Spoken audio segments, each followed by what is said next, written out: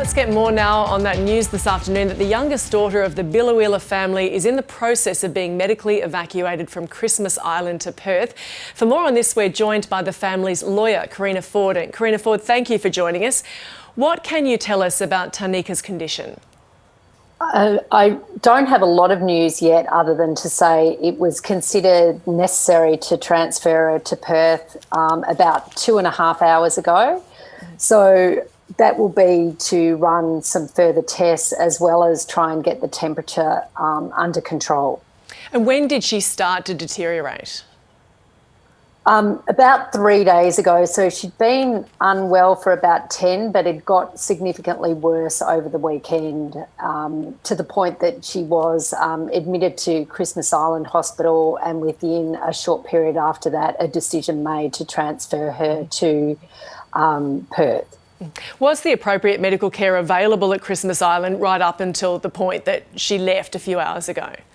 Well, it's well known that Christmas Island doesn't have a tertiary hospital and doesn't have all the equipment that needs to be done in emergencies. So that's why she's been evacuated. So the reality is known. It's probably a reason why it wasn't chosen in the end to be used as a quarantine centre. And can you confirm reports that a family friend was stopped from seeing her in the hospital on Christmas Island? Do you know anything about that? Yes, I do, and my understanding is she was stopped. She was not allowed to visit, which was concerning because, unfortunately, the two parents have had to be separated because one of them has had to look after the child that remains at the detention centre.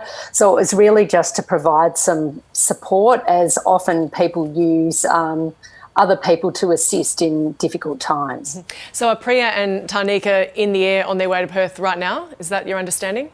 Yes, that's my understanding. And how long does it take to get to Perth? I think it's about 4 hours, my recollection, 3 to 4 hours. Is there medical care on board the flight? I can't answer that because I actually haven't yet been notified, despite emailing the Australian Border Force on a couple of occasions, of what's going on yet. Now, the family has been split because of this evacuation. How are they coping with that? That's difficult because the reality is they've been together for 3 years, living detained. So it's always concerning for anyone where you're separated when someone's unwell. So let's hope that it's not too long that they are separated for. And up until this point of Tharnicaa's health deteriorating in the last 10 days, as you said, how has the family been coping? I mean, they've been there at Christmas Island since 2018. What are their day-to-day life like? I think their day-to-day life is getting harder and harder, and there is no doubt that there is a greater impact on the children.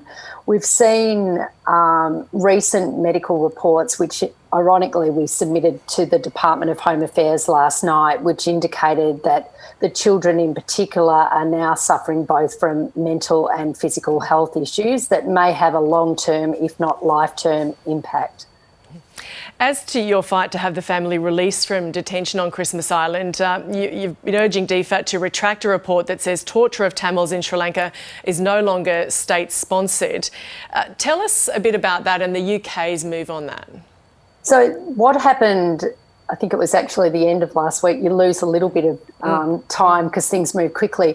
But effectively, a UK equivalent tribunal has ruled that there are concerns with the DFAT report in relation to country information relied upon, that it's not reliable. And we asked the department to bring that to the minister's attention on Friday evening, because that report, like in many Tamil cases, has been used.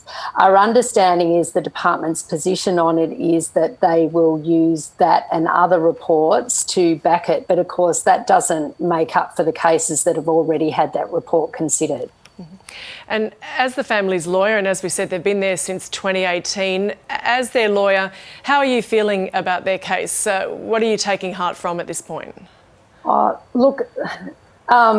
The more that I think about the case, to be honest, and I spent quite a lot of time and one of my fellow colleagues working on the case over the weekend, the more it upsets me, to be honest. You know, I'm a mother, I have 3 children, and I think that's what often I think, why are we doing this? Why are we continuing to detain two children for just to make a point. And I really think the case has got to a situation that we need to have the family released from detention. 3 years is just too long.